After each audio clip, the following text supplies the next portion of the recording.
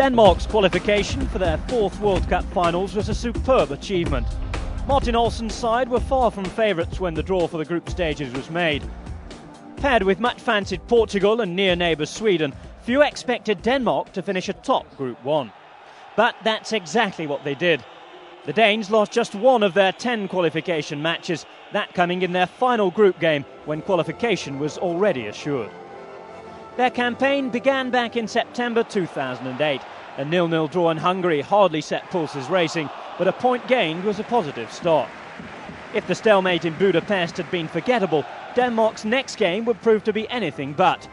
A terrific 3-2 win against Portugal in Lisbon was arguably the pivotal moment in Group 1 and instilled a sense of belief in the Denmark squad that a place in South Africa was theirs for the taking.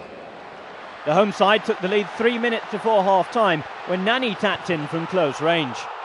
It seemed for a long time that it would be the only goal of the game, but 6 minutes from the end, Niklas Bentner drew Denmark level, cutting in from the edge of the box and firing into the bottom corner.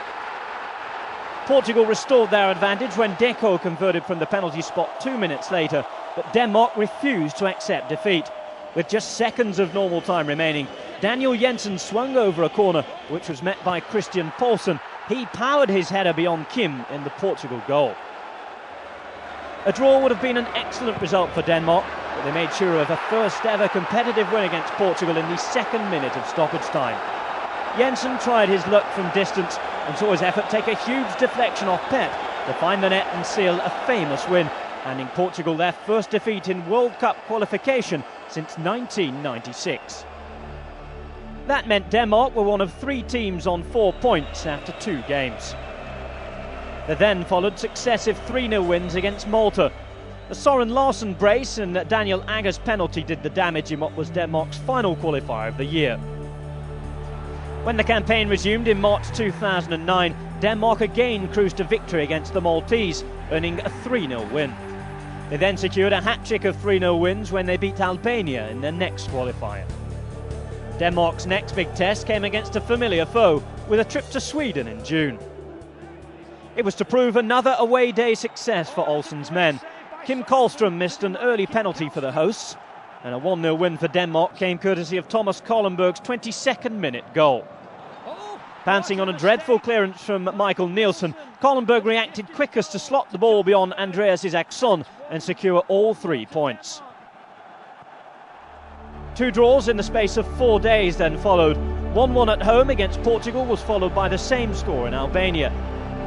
That meant Denmark were top of the group with 18 points from 8 games, 3 ahead of nearest rival Sweden, who visited Copenhagen in the penultimate qualifier. Denmark knew that a win could secure their place in the World Cup finals, whilst the visitors were similarly desperate for the points. Their qualification hopes were very much in the balance. A typically tense 90 minutes were to follow. Sweden had 2 goals disallowed in the space of 3 second-half minutes. Denmark steadied themselves and made the breakthrough 12 minutes from time. It came from an unlikely source as Jakob Poulsen registered his first international goal in his first start of the qualification campaign. The final whistle sparked scenes of delirium amongst players, staff and fans alike. Denmark could qualify for just their 4th World Cup finals against the odds and with a game to spare. A 1-0 home defeat to Hungary in the final group game ended Denmark's hopes of finishing the campaign unbeaten. In truth, no one in the Danish camp was too concerned about the result. After such an impressive showing in qualifying, Denmark are full of confidence and ready to cause a surprise or two in South Africa.